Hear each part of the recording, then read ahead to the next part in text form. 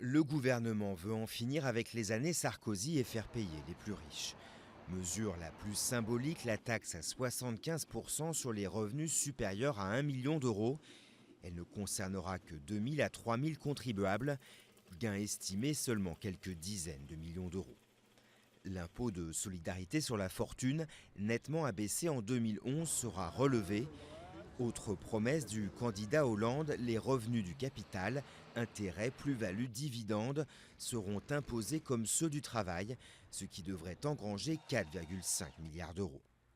Enfin, pour l'impôt sur le revenu, le gel du barème sera maintenu malgré l'inflation, ce qui équivaut à une hausse de 2% pour les redevables. Une décote permettra toutefois d'épargner les 20 millions de foyers les plus modestes. Côté entreprise, le mot d'ordre est de frapper les grands groupes.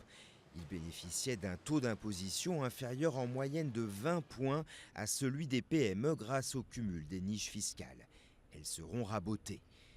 Bercy veut notamment s'attaquer à la déduction des intérêts d'emprunt lors du calcul de l'impôt d'une société. Autre avantage dans le collimateur, la niche Copé, une exonération des plus-values lorsqu'une entreprise cède des titres qu'elle détient dans une autre.